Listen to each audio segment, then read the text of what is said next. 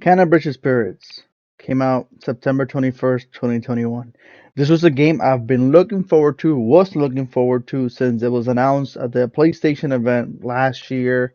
The game got delayed once or twice, and despite the delays, sometimes games gotta get delayed to polish up, or in the game case of God of War recently, because the actors needed it, voice actors. In the case of this game, it was probably to polish. So a delay is never bad, for the record. So after waiting for over a year for this game, what did I think of Kenna Bridge of Spirits? Well, what did I think? I actually really loved this game. This game was fantastic all the way through, and at $40, it's a must buy, a must play. The game, not very long, but about averaging 12 hours. If you go for all the collectibles and stuff, maybe 15 hours. Um, It was honestly, it was a blast. The game, just the graphics are fantastic. Probably one of the best looking games I've ever seen. And this is what a Zelda game will hopefully one day look like. Graphics aside, which it's kind of hard not to talk about the graphics because the graphics really are astonishing at all times. It's an absolutely beautiful game and colorful. It looks like a Pixar film. It's not a graphics game that, oh my God, it looks so realistic. No, it doesn't go for realistic graphics. It goes for this beautiful looking, colorful game type of graphics. And it honestly paid off. And it was many times that I've been playing the game, that I played the game, I just stopped to admire the view of everything. That being said, graphics aside, the game also has a pretty good story. I really did like and enjoyed the story all the way through.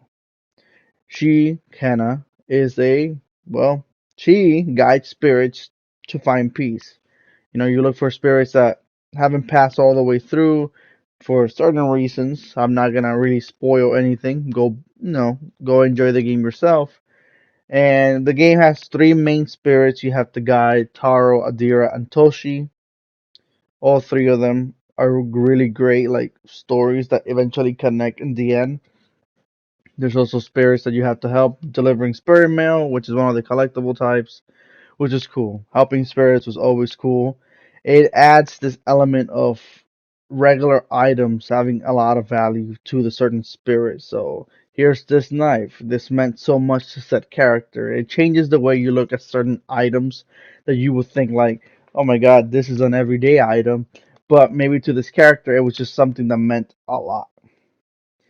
So the story to me was great. Gameplay wise, honestly, the game borrows from a lot of other games, but it does it in a way that it's really good. It's not just copy paste other games and whatever.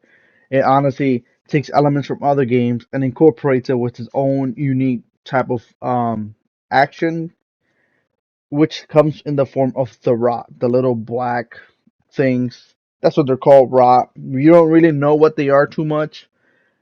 Um, Eventually you do. Again, I'm not gonna spoil anything. And they incorporate a lot into the game because you use them a lot of times to do specific like actions. Like you have a bow, but you can use the rod to increase the power of a shot. You have a bomb, but if you incorporate a rod into it, it'll also become like a bomb that also slows down time for a bit. It's really interesting. You can use the rod to distract enemies, use the rod sometimes attack enemies. It's really interesting. The Rot really reminded me of like Pigman from the Pigman franchise. That's honestly what they reminded me of, and that's not a bad thing. That aside, there's one thing I have to say is the music. The soundtrack of this game was just fantastic all the way through. And many times, I not only stop to enjoy the view of the game, and many times I stopped just to listen to the music that was going on. The soundtrack is phenomenal. Just this goes up there with some of the best when it comes to video game music.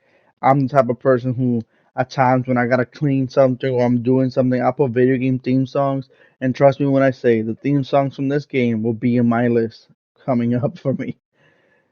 So music was fantastic. Overall, the game is an excellent package. This is not only not a full price game, right? Because some games go and ask you to pay full price, and they're really short. The remake of Resident Evil 3 was controversial for being a $60 game, and you could beat it between 4 to 6 hours. This one is a $40 game, anywhere from 9 to 15 hours, depending if you go for collectibles.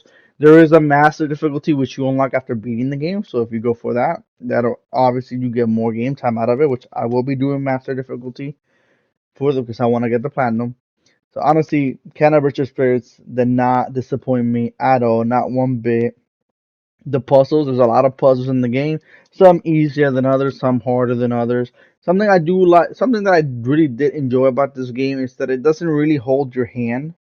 The game doesn't explain a lot of things. You kind of have to figure them out yourselves. It'll explain some things like the bombs, you throw it at certain things, and when they explode, the rocks go into other places and you use it to traverse. Some things like that the game does explain, but there are other things the game just won't tell you. There's an ability that you get, it's a dash ability.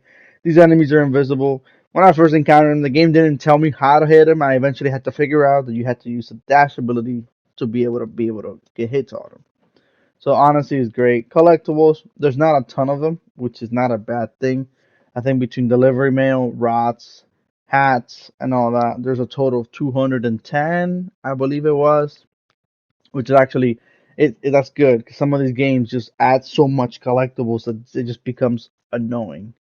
But overall, honestly, Can of Bridge Spirits, I had no complaint. A great story, great gameplay, great music, great graphics, great all the way around.